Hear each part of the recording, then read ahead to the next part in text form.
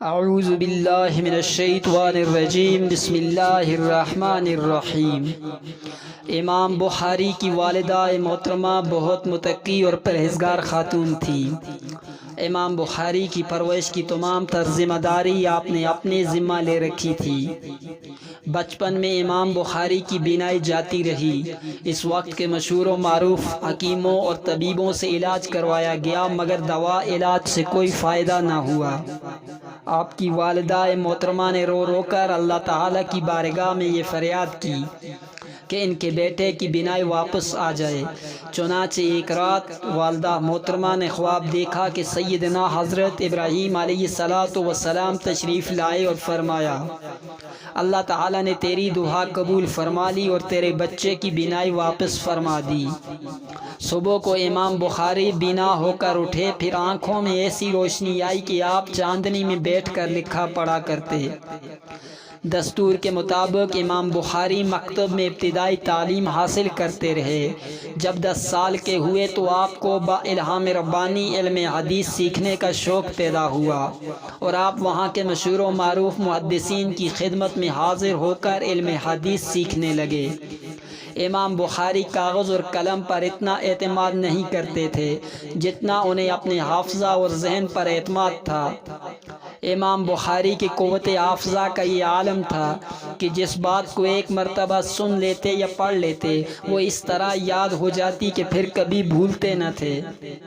چنانچہ آپ کے ہم سبق ساتھی اسماعیل ابن عاشد کہتے ہیں کہ ہم لوگ محدثین اور اپنے اساتذہ سے جو بھی حدیث سنتے اسے لکھ لیا کرتے، مگر امام بخاری صرف سن کر چلے جاتے۔ ہم نے ان سے بار بار کہا کہ وقت ضائع کرنے سے کیا فائدہ، تم جو بھی سنو اسے لکھ لیا کرو، مگر آپ پر اس کا کچھ اثر نہ ہوا۔ 16 دن کے بعد امام بخاری نے کہا، تم لوگوں نے مجھے بہت ملامت کیا ہے، تم لوگ اب تک جتنی حدیثیں لکھ چکے ہو وہ سب مجھے سناؤ۔ ہم لوگوں نے اس وقت تک 15,000 حدیثیں لکھ رکھی تھی۔ ہم لوگوں نے اپنے اپنے نوشتوں سے دیکھ کر حدیثیں پڑھنا شروع کیا تو یہ حال ہوا کہ ہمارے نوشتوں میں تو غلطی تھی، لیکن امام بخاری کی یادداشت میں کوئی کمی نہ تھی۔ ہم نے ان کی یادداشت سے اپنے اپنے مکتوبات کی صحیح کر لی۔ سن 210 ہجری میں جب آپ 16 سال کے تھے، اپنے بڑے بھائی احمد بن اسماعیل اور اپنی والدہ محترمہ کے ساتھ حج کرنے گئے اور مکہ معظمہ میں رہ کر تحصیل علم، تصنیف و تالیف اور علم دین کی نشر و اشاعت میں مصروف ہو گئے۔ 18 سال کی عمر میں آپ نے رسول اللہ صلی اللہ علیہ وسلم کے مزار اقدس کے پاس بیٹھ کر اپنی مشہور کتاب التاریخ لکھی۔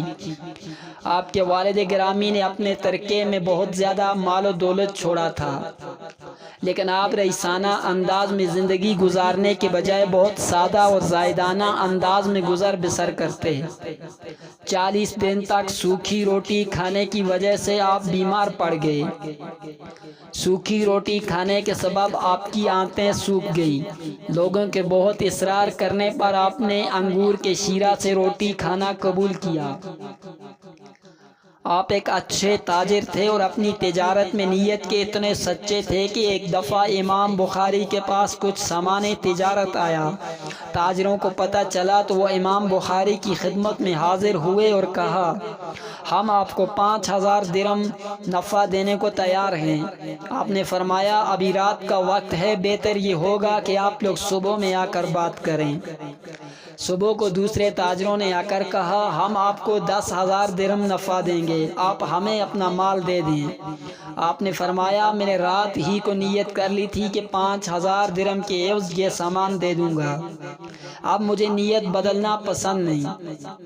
حدیث کی تلاش و جستجو کا شوق اتنا زیادہ تھا کہ آپ خود فرماتے ہیں، میں علم حدیث کی طلب کے لیے 6 سال تک حجاز میں رہا، 2 مرتبہ مصر، 2 مرتبہ شام، 2 مرتبہ جزیرہ اور 4 مرتبہ بصرہ کا سفر کیا، اور بغداد کتنی مرتبہ گیا اس کا شمار نہیں۔ آپ نے اپنی زندگی کا ایک ایک لمحہ محمد رسول اللہ صلی اللہ علیہ وسلم وسلم کے ارشادات، افعال، احوال اور حلیہ جمال کے ایک ایک نقش و نگار کی تلاش و جمع کرنے اور پھر اسے پوری دنیا میں پھیلانے کی اسی پہم میں گزار دیا۔ تقریباً 90,000 لوگوں کو آپ نے صحیح بخاری سنایا۔ 62 سال تک امام بخاری کا فیضان جاری رہا اور یکم شوال 256 ہجری کو علم و فضل کا یہ آفتاب و مہتاب اہل دنیا کی نگاہوں سے اجل ہو گیا۔ عید الفطر کے دن بعد نماز ظہر اس گنجینہ کرامت کو سپرد خاک کر دیا گیا۔ امام بخاری کی مزار کی یہ کرامت تھی کہ دفن کے بعد ایک عرصے تک قبر اطہر سے مشک کی خوشبو اٹھتی رہی۔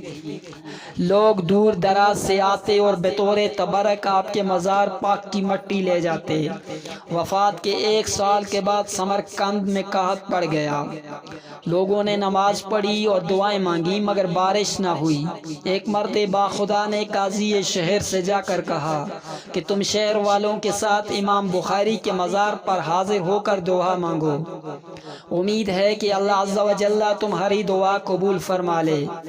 چنانچہ قاضی شہر والوں کو ساتھ لے کر امام بخاری کے مزار پر حاضر ہوئے اور امام بخاری کے وسیلے سے دعا کی۔ اللہ تعالیٰ نے ان کی دعا قبول فرما لی اور مسلسل 7 دنوں تک بارش ہوتی رہی۔ وما علینا الا